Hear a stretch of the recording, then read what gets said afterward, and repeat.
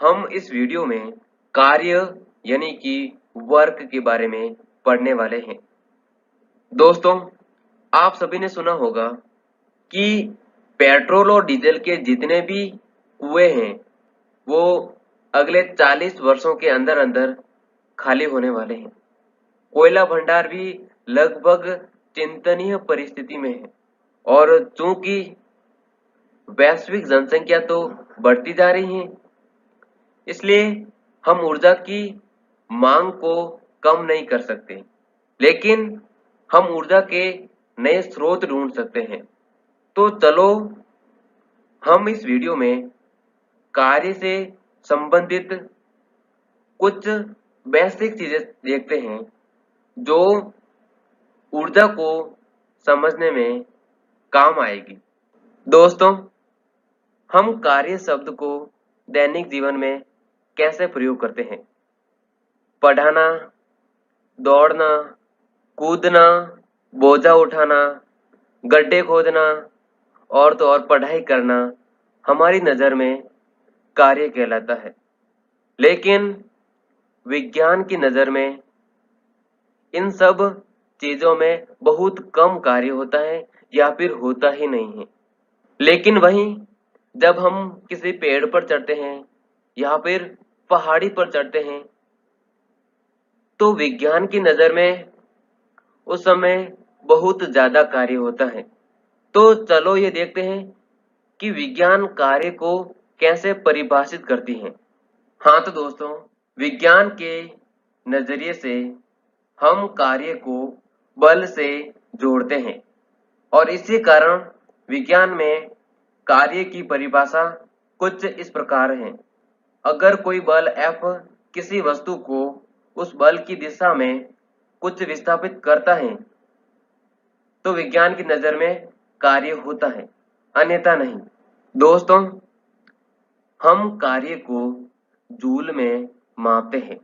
Joule कार्य की SI इकाई है। दोस्तों, अब हम एक नियत बल के अंतर्गत होने वाले कार्य के मान को निकालने जा रहे हैं।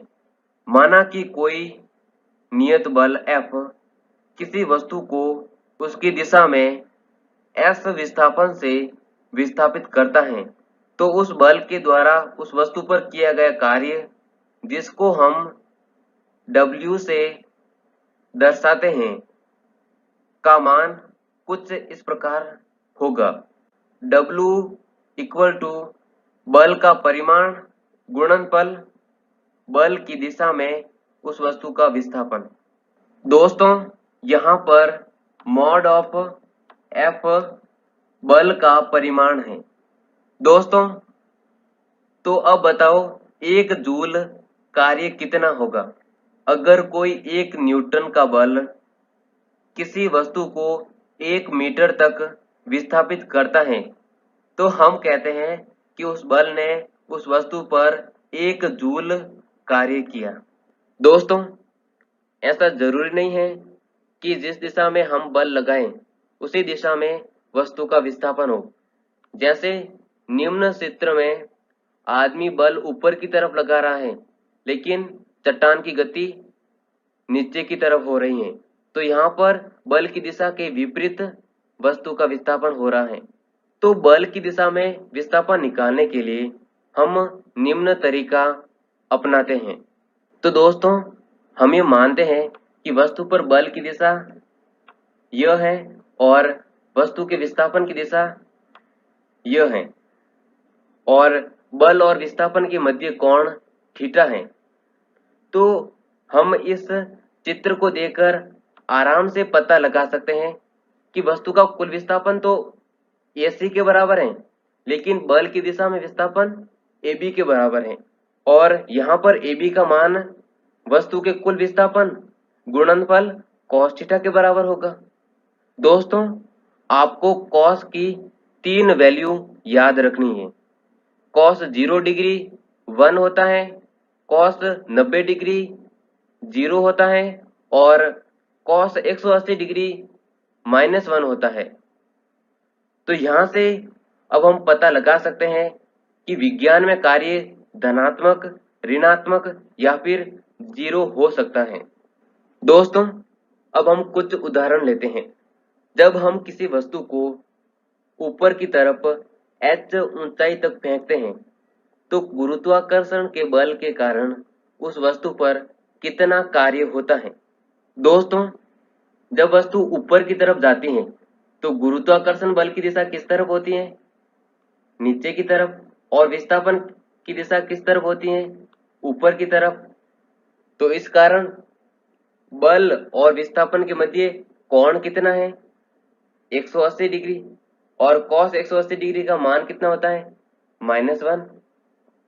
तो यहाँ पर गुरुत्वाकर्षण के कारण कार्य कितना होगा?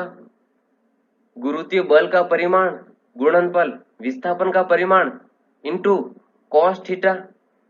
यहाँ पर गुरुत्वीय बल का परिमाण कितना है? m इंटू जी। यहाँ पर m वस्तु का द्रव्यमान है और g गुरुत्वीय त्वरण है। विस्थापन का परिमाण कितना है? ऊंचाई h और cos थीटा का मान कितना है? -1। तो यहाँ पर गुरुत्वाकर्षण के द्वारा किया जाने वाला कार्य -mg इंटू h के बराबर होगा।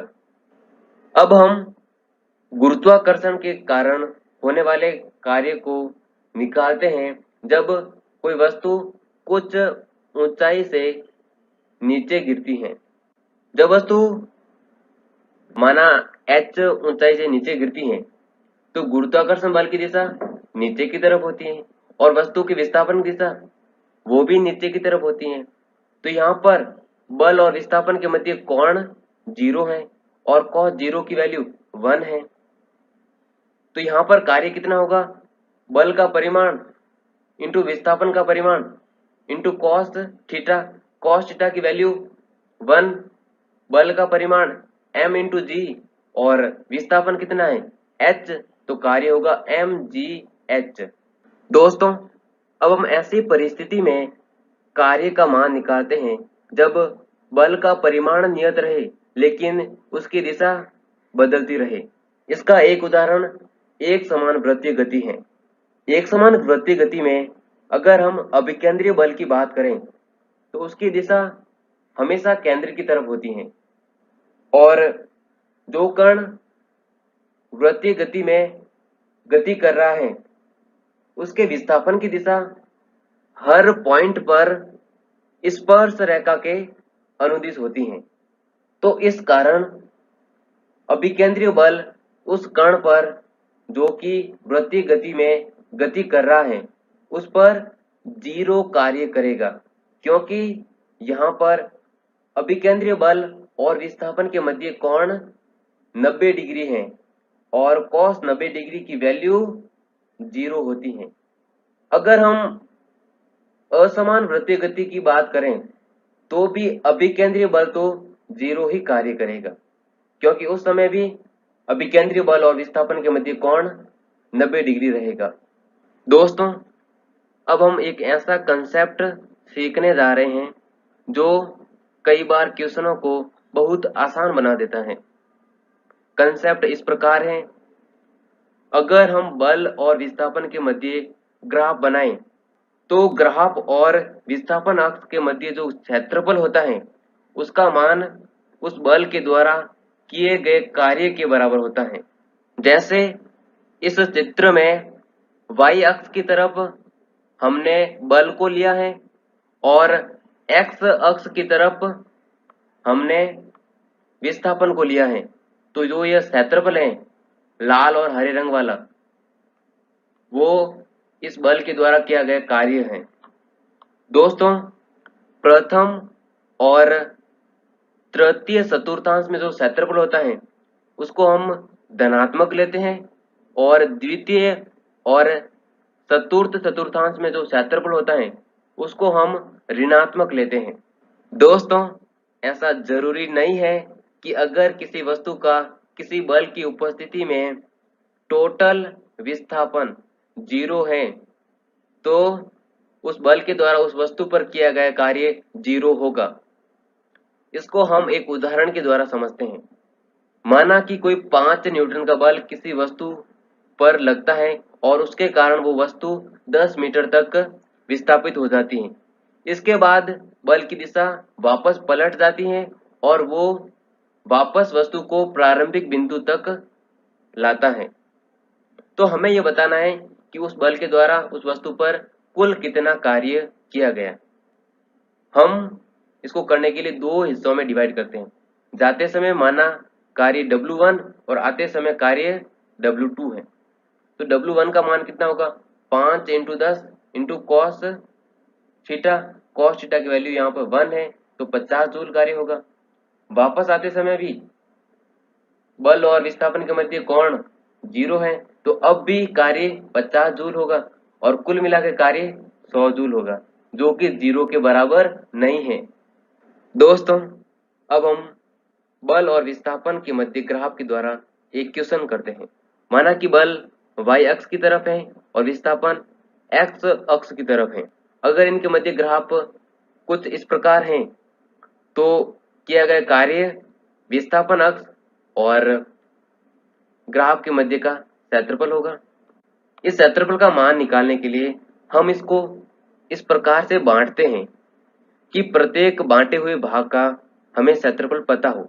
जैसे कि ऊपर वाले क्षेत्रफल को हम दो ऐसे भाग में डिवाइड करते हैं कि एक आयत बन जाए और दूसरा समकोण त्रिभुज बन जाए।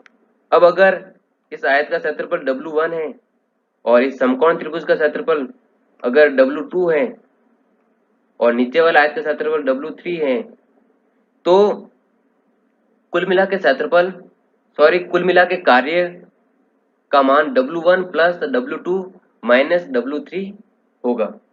यहाँ पर W1 लंबाई इंटू चौड़ाई के बराबर होगा। लंबाई की वैल्यू 2 और चौड़ाई की वैल्यू 5। इसी प्रकार W2 का वैल्यू 1/2 इंटू आधार इंटू ऊंचाई। आधार की वैल्यू 2 मीटर और ऊंचाई की वैल्यू 5 मीटर।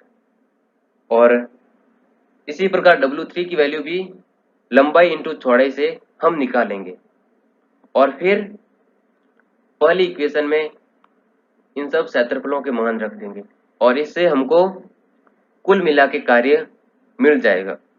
हाँ तो दोस्तों, हमने कार्य से संबंधित लगभग सभी कंसेप्ट पढ़ लिए हैं, इसलिए निम्न क्वेश्चन करने का प्रयास करो। इन सभी क्वेश्चनों के हल वर्णन में दे रखे हैं।